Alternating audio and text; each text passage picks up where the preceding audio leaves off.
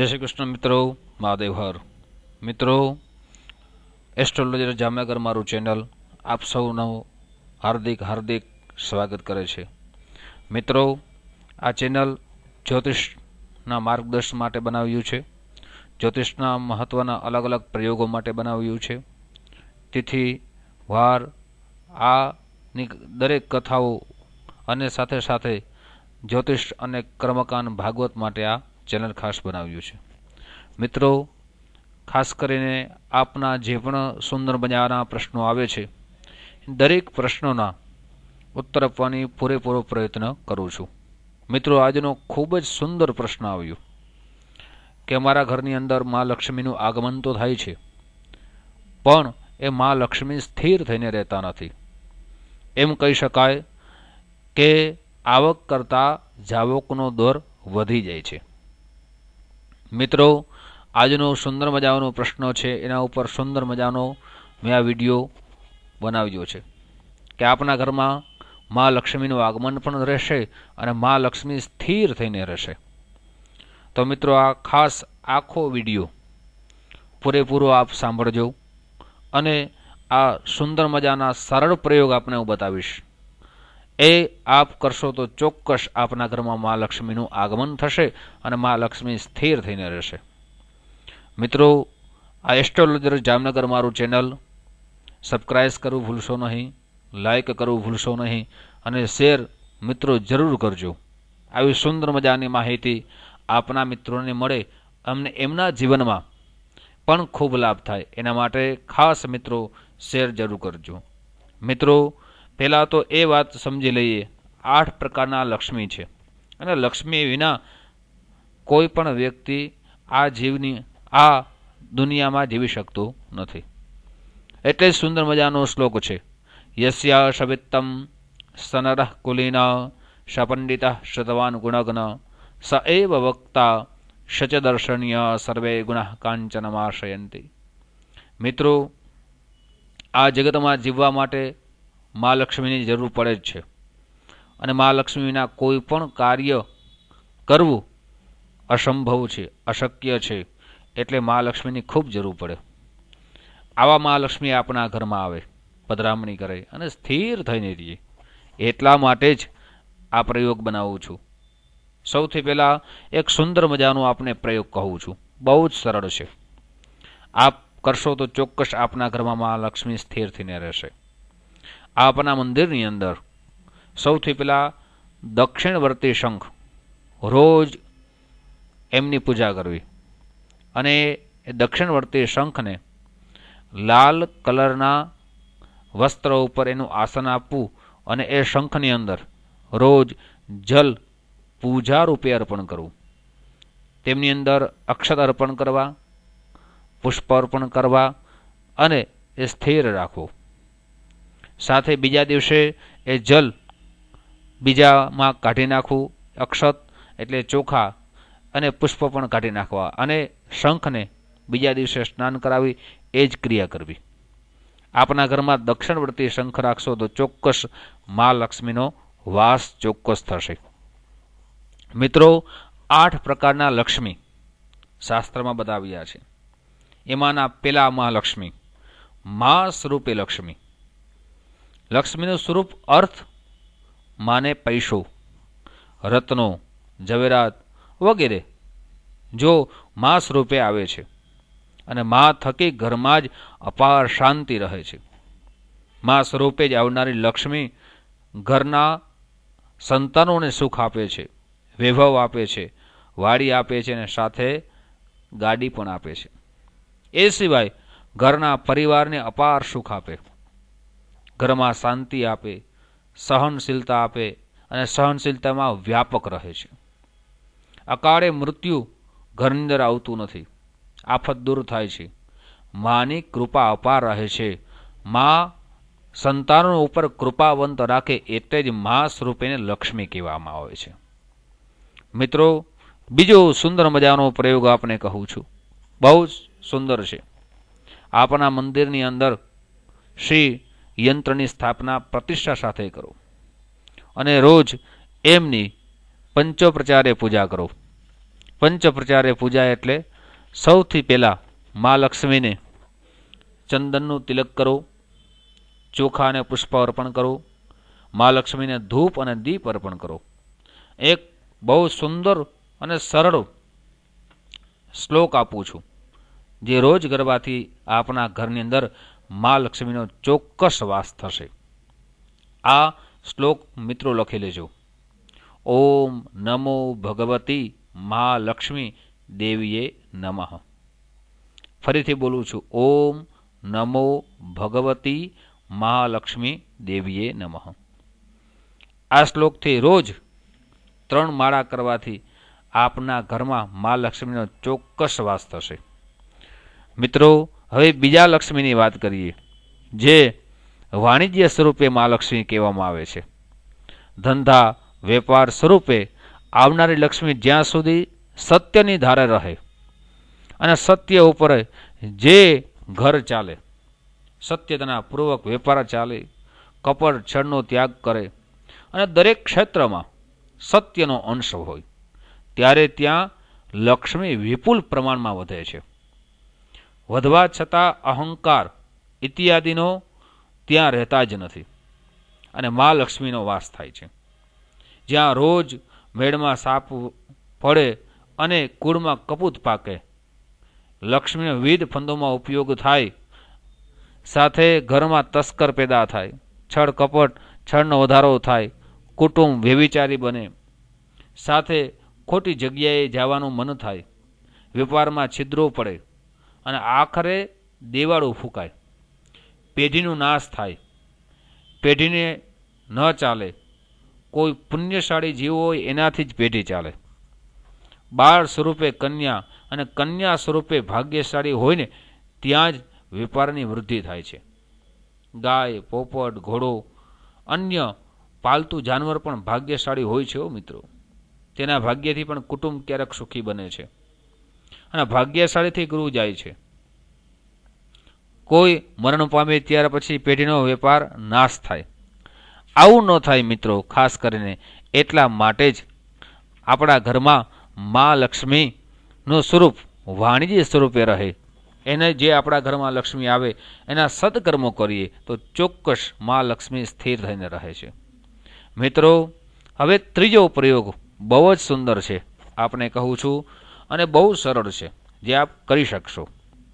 દર શુક્રવારે પોતાના આખા ઘરમાં મીઠાથી આખા ઘરમાં પોતું કરવું, સાથે એ ઈશાન ખૂણાથી ચાલુ કરી અને દરેક દિશામાં દરેક ઘરમાં એ પોતું કરવાથી પણ મા લક્ષ્મીનો વાસ થાય છે. સાથે બીજો એક સરળ પ્રયોગ બીજો પણ કહું છું.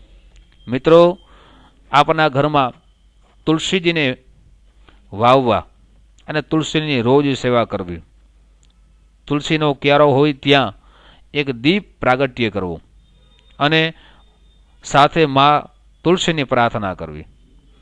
જે તુલસીની સેવા કરે છે એમના ઘરમાં પણ મા લક્ષ્મીનો વાસ થાય છે. એક નિયમ એવો છે મિત્રો કે તુલસીને સાંજ પડતા એટલે સૂર્ય અસ્ત થતાં એનો સ્પર્શ ન કરવો જોઈએ. આવું કરવાથી પણ મા લક્ષ્મીને ગમતું નથી. મિત્રો, હવે ત્રીજા સ્વરૂપ મહાલક્ષ્મીનું એ પણ આપણે કહું છું, જેને પત્ની સ્વરૂપે લક્ષ્મી કહેવામાં આવે, અર્થાત ગૃહલક્ષ્મી. ગૃહસ્થ પત્ની ભાગ્યશાળી હોય ને ત્યારે લક્ષ્મી પણ ખુશી ખુશી આપણા ઘરે આવે છે. દિન પ્રતિદિન લક્ષ્મીનો વધારો થાય.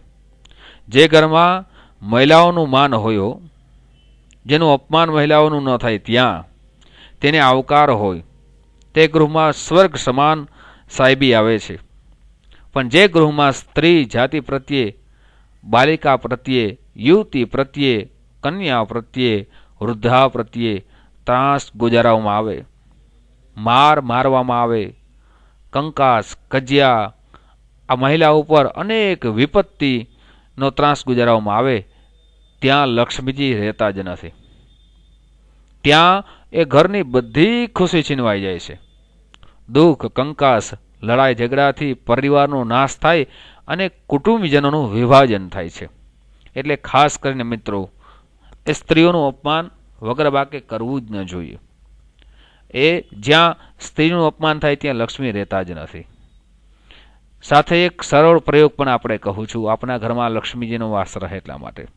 મિત્રો, રોજ ભગવાન લક્ષ્મીનારાયણના મંદિરે જઈ ભગવાન લક્ષ્મીનારાયણ ભગવાનના દર્શન કરી અને ત્યાંથી ચોખા લાવી એ ચોખા એક લાલ વસ્ત્રમાં વીંટી અને પોતાના ઘરમાં તિજોરીમાં રાખી દેવા, અથવા આપણી ઓફિસની તિજોરી હોય ત્યાં રાખવાથી પણ મહાલક્ષ્મીનો વાસ થાય છે. આ તો બહુ સુંદર અને સરળ પ્રયોગ છે. હવે આપણે ચોથા લક્ષ્મીની વાત કરીએ, જે પુત્રી સમાન કહેવામાં આવે છે. જે ઘરમાં કન્યાનો જન્મ થાય ત્યાં જ લક્ષ્મીજી વધે છે.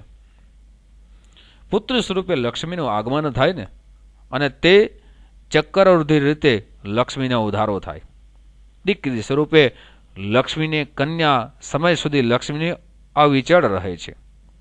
આ કન્યાના યુવતી બને ને લગ્ન થાય તે બાજે તેના પતિને અનુરૂપ બને છે, પતિના પરિવારને સુખી કરે. આ કારણે લગ્ન કરનાર કન્યાના કંકુ પગલા કરવામાં આવે. એક જ્યાં કંકુ પગલા કરે એ કાપડ લેવામાં આવે, અને એ કાપડ જ્યાં ખજાનો રાખવામાં આવે ત્યાં મૂકવામાં આવે છે. એટલે જ કન્યાના કંકુ પગલા સારા ગણવામાં આવે છે. એ કટકો માતા પિતાને પાસે રહે, અને આજ એ પણ પ્રથા છે, એટલે જ મહાલક્ષ્મી ત્યાં પણ રહે છે. મિત્રો, સાથે બીજો એક સુંદર પ્રયોગ આપણે પણ કહું છું. મિત્રો, ખાસ કરીને આ બહુ સુંદર પ્રયોગ છે. જેના ઘરમાં આવક કરતા જાવકનો દર વધારે રહેતો હોય એને આ પ્રયોગ કરવા જેવો છે.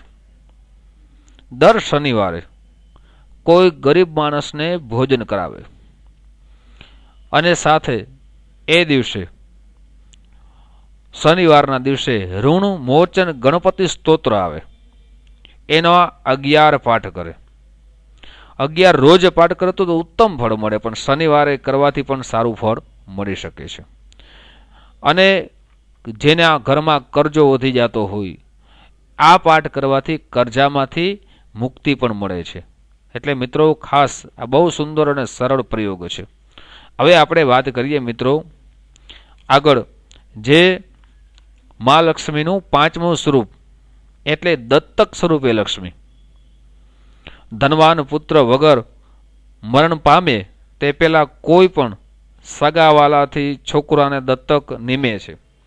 આ દત્તક નિમાય તેના ભાગ્યમાં રાજકુંવર જેવા સામુદ્રિક લક્ષણો હોય એ લક્ષ્મીની અભિવૃદ્ધિ કરે છે. તેમાં ખૂબ જ વધારો થાય અને વખણાય છે. પણ જો દત્તક થનાર બાળક યુવાન બને અને ધન વેડફે તો પરિણામ વિપરીત આવે છે. દત્તક થનારી લક્ષ્મીનો નાશ થાય છે. માલ મિલકત પણ વેચાઈ જાય છે. જ્યાં પુણ્ય પરવારે છે એ લક્ષ્મીનો નાશ થાય છે, અને દત્તક થનારો રસ્તાનો ચાલનારો ભિખારી બની જાય છે. મિત્રો, આજ બીજો એક સુંદર પ્રયોગ આપને કહું છું. બહુ સુંદર પ્રયોગ છે. મિત્રો, આપણા ઘરમાં રોજ શ્રી યંત્રની સ્થાપના કરી, તેમને ધૂપ દીપ અર્પણ કરી અને શ્રી સૂક્તના 11 પાઠ કરવાથી, અથવા કનકધારા સ્તોત્રના 11 પાઠ કરવાથી આપણા ઘરમાં મહાલક્ષ્મીનો ચોક્કસ વાસ થશે. સાથે મિત્રો, એક એવો પ્રયોગ દેખાડું છું કે આપ જ્યારે પણ કોઈની પાસેથી રૂપિયા પૈસા વિત્ત ઉછીના અથવા કરજા સ્વરૂપે લ્યો, તો મિત્રો ખાસ આ વાત યાદ રાખજો કે મંગળવારે લેવા નહીં. સાથે મંગળવારે લોન પણ ન લેવી, કેમ કે મંગળવારે લેવાથી એ કરજો વધતો જાય છે, અને કરજામાંથી વિમુક્ત થવા માટે ઘણો બધો સમય લાગે છે. એટલે આ વાત મિત્રો ખાસ યાદ રાખજો. મિત્રો, હવે છઠ્ઠા લક્ષ્મીની વાત કરીએ, જે દાયજા સ્વરૂપે લક્ષ્મી માનવામાં આવે છે. ભાગ્યશાળી બળે અને કોઈ ભાઈ કે બહેન પોતાના સ્નેહ તરફથી દાયજો મળતો હોય અને સંપૂર્ણ રીતે માલ મિલકત પૈસા ઝવેરાત મળે તે તો બરાબર છે, પણ તેને પચાવવા જવાની ક્ષમતા હોય તો જ મહાલક્ષ્મી ટકે છે. અને એ સત્કર્મ વપરાય તો જ આ મા લક્ષ્મી આપણા ઘરમાં વાસ કરે છે. પણ દાયજા સ્વરૂપે લક્ષ્મી વેડફી નાખે, 10, 20, 30 આવું મિલકતનો નાશ પણ કરે છે. એટલે જે પણ દાયજા સ્વરૂપે લક્ષ્મી આવે ને એનું પેલા સત્કર્મ કરજો મિત્રો, એનો 10મો ભાગ કાઢજો તો જ આપણા ઘરમાં મહાલક્ષ્મી સ્થિર થઈને રહેશે. સાથે એક સુંદર પ્રયોગ આપને કહું છું જે બહુ જ સુંદર છે મિત્રો. આપણા ઘરની અંદર રોજ ગાયનો દીવો કરવો, સાથે સવારે સૂર્ય ઉદિત થાય એ પહેલાં ઉઠી જઈ અને પોતાના હસ્તકમળના દર્શન કરવા, માં ધરતીને નમન કરવા, સાથે તમારા માતા પિતાના ચરણ સ્પર્શ કરી અને કોઈ પણ કાર્ય કરવા જવું.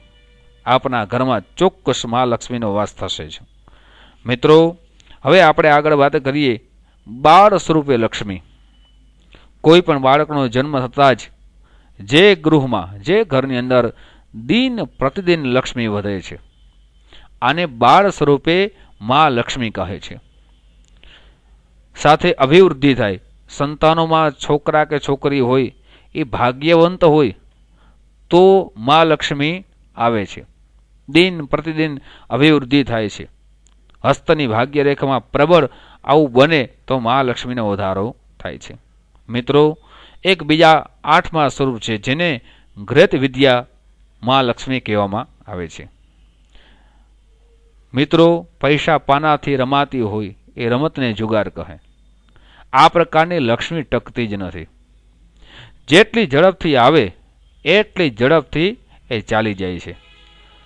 વધુમાં એમ કહેવાય કે જુગારમાં હારનાર કુટુંબને અને રમત રમનારને હાય લાગે છે. આ કારણે જુગાર ઉપર પ્રતિબંધ છે.